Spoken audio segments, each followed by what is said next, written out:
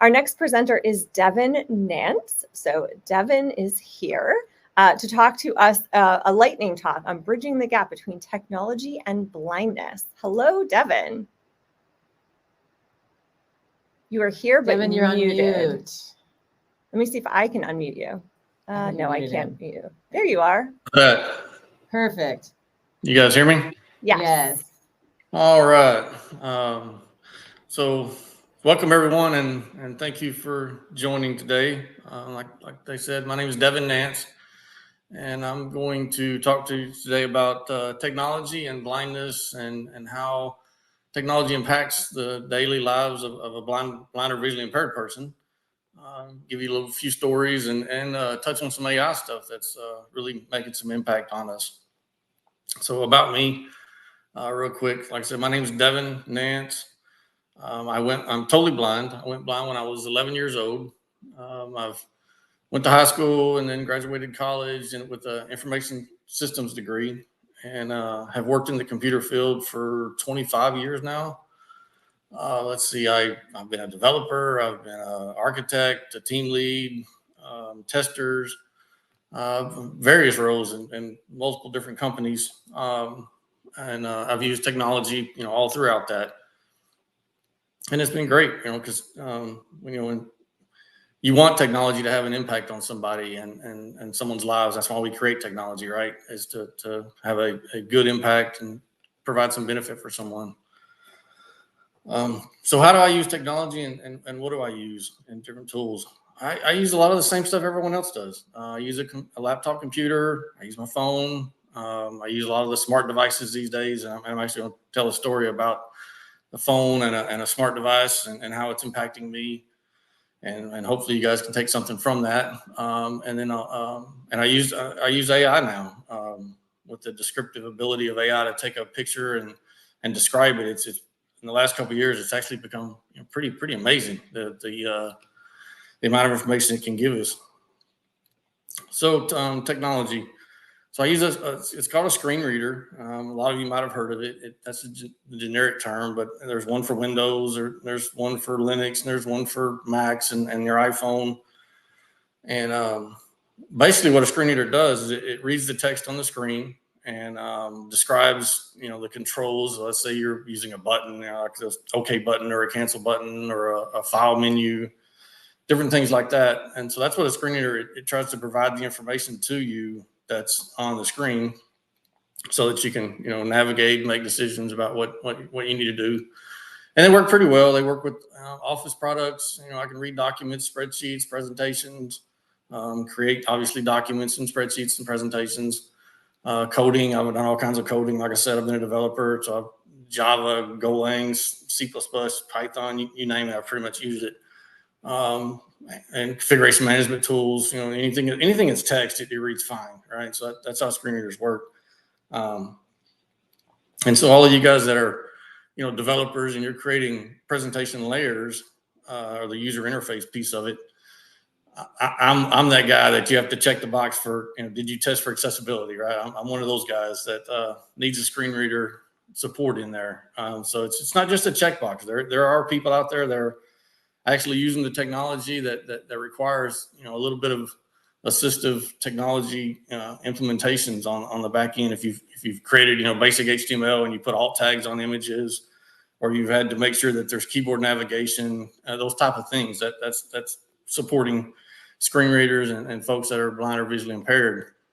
So I'm gonna tell a little story because I don't know, I think it's pretty interesting. It sounds simple, and I think sometimes we take things for granted as a society. But so about 15 years ago, I lived in a house and it had a sprinkler system and it had a controller box, and it had buttons on it, but there wasn't any type of audible indication of what you were choosing. Either the menu was a display, and so I always had to get someone to help me create my schedule, start the program, that kind of stuff, right? If I wanted to change anything or do anything like that, or randomly start the sprinkler system. Well, as a lot of you guys probably know, about 6, 7, 8 years ago, more and more of these apps and smart devices started coming out. And so I heard about the Ratio, I guess how you say it, sprinkler system. And I was like, I got to get one of those. So I bought one, had it installed, got the app, and I was like, wow, this is fabulous. I can actually control my sprinkler system from my phone, right? Because I already had a screen reader on my phone. I just needed some device to connect to it that, I could control it. And so it's pretty amazing, and like I said, it sounds simple, sounds easy, but the technology, it was impacting my life because it gave me the ability to operate my sprinkler system. And now I can operate vacuum cleaners and all kinds of things just from my phone.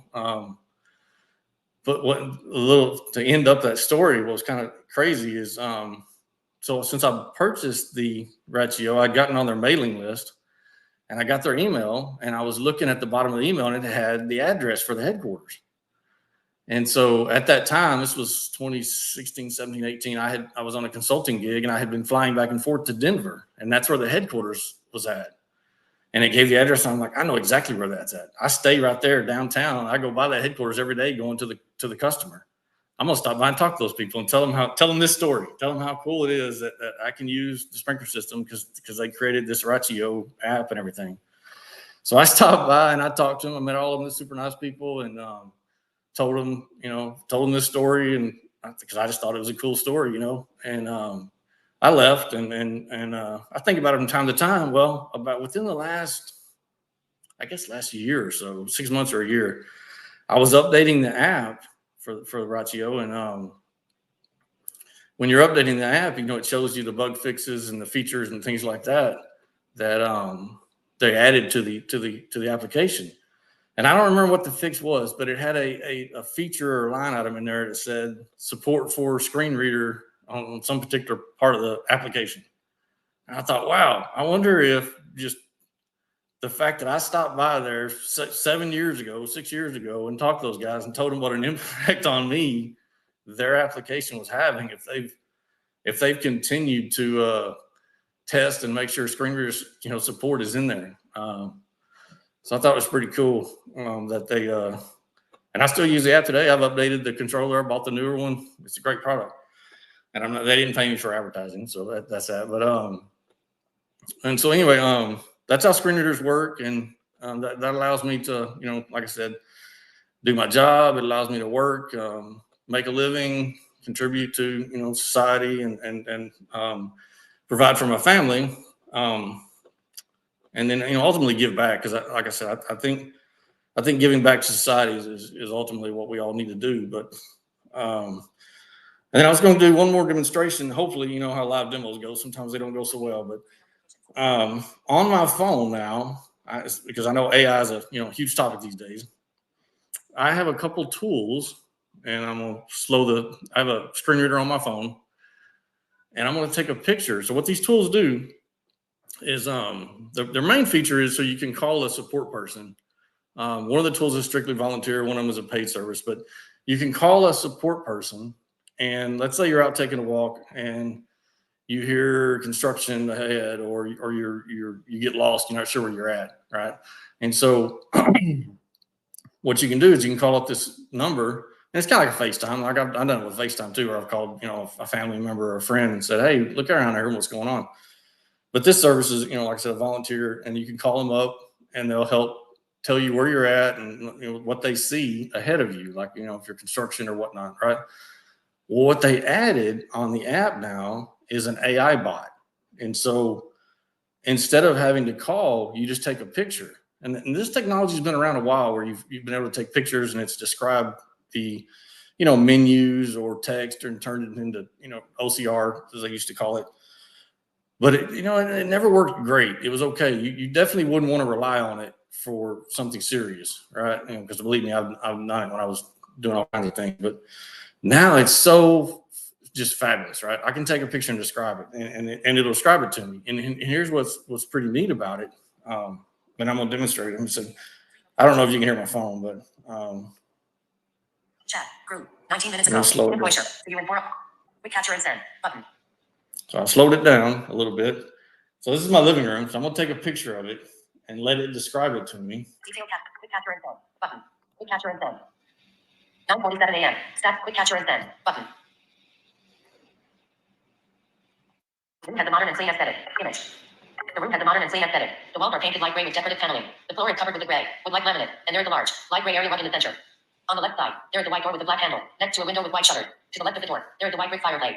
In the lower part of the image, there is a dark brown leather ottoman with a white notebook on top. Near the ottoman, there is a red and blue ball on the rug. Okay. Actions available. So that's pretty neat to you guys, right? I mean, it's like, okay, yeah, I've seen AI do that kind of stuff. Now step back for a minute and think as a blind person. Now I know my living room, so it's not that big a deal. But let's say I was out traveling somewhere and I got dropped off by my Uber and at a building that I was not familiar with. And I needed to know, let's say it was a hotel and I wanted to go in the front door and find the reception. I can just grab my phone, take a picture, and it describes it so well, right? And the neat thing about it is you can interact with it. Like I can tell it, is the fireplace lit?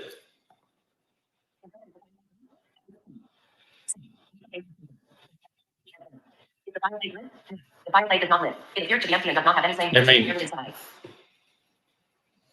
Is the fireplace lit? No, the fireplace is not lit. It appears to be empty and does not have any. If you think that's not impactful, I mean, that's pretty amazing, right? So if I was out traveling and I needed some information, you know, about my surroundings, I've got this AI bot now, and I can just take a picture and describe it. And in addition to describing it, I can ask it further questions about the environment. So it's a huge impact on a person who's blind or visually impaired, as far as freedom and independence. And technology has really provided a lot of that freedom and independence to me. And so I really appreciate it. And then, so two more things I was going to touch on. We've started a blind and visually impaired working group and trying to get going to get some other blind folks involved. And it really provides two purposes. It's one, so a blind or visually impaired person can get involved and be involved in the community and the technology. And on the other side, for sighted folks who are interested in what blind person, you know, can or can't do or how they do things, they can be involved. So if you know anyone interested in participating in the, you know, the blind or visually impaired working group for CNCF, you know, contact me, let me know. And I'm gonna leave you with one last story. So I read a lot of books, and I was reading this book about, I don't know, a couple of years ago, I guess. And it was all about innovations and inventions, and that's really what technology is, right? I mean, we think of technology as like IT or digital technology, but technology to me is just a tool, you know, whether it's a shovel or a screwdriver or a computer, right? It's something that we can use to get a job done and provide some benefits to somebody. So anyway, this book was all about innovations and inventions and whatnot, and it had a section on eyeglasses, which, you know, for probably obvious reasons, kind of caught my attention. And it talked about how, you know, how much just simple eyeglasses have, in fact, you know, impacted so many people's lives. And if you think about it, how many people do you know today that wear glasses, right, or contacts? Lots, right? So those weren't always around. Several hundred years ago, everyone didn't have access to eyeglasses. And so I kind of think of this AI technology and these screen readers, it's just the next, you know, next step, next evolution of eyeglasses for everyone. And it's to help, you know, blind or visually impaired people. It's kind of get information and be able to make a good decision, or, you know, freedom to do things and travel and work and contribute to society. So that's what I wanted to talk about today, the impact of technology. And I appreciate your time. And if you got any questions, feel free to. That was really great. There was lots of comments about like how inspiring your story is, and, you know, awesome. We do have a question from one person, Robert, who says, how do screen readers handle more technical things, such as like a SQL statement output, where words aren't always sequential? So that's a good question. And that in the past has been difficult. So I'm going to give two sides of that. There used to be, and there still is, for sequence diagrams and class diagrams, like when I was an architect, I always thought this stuff would take off more, but it didn't take off as much. But anyway, what you could do is script it out. There was actually a web page called Web Sequence Diagrams, and you would script out the what you want the visual to look like, which I thought was great, right? Because I could just read the code. And then it would generate the presentation, and you could pick which type of presentation layer you wanted. Now, I'm not answering your question directly with screen readers. I'll flip to that side of it in a minute. But I always thought that was fabulous, obviously for my benefit, right? So tools like that actually text first and then allow you the presentation layer second, like HTML, right? When you create the HTML tags.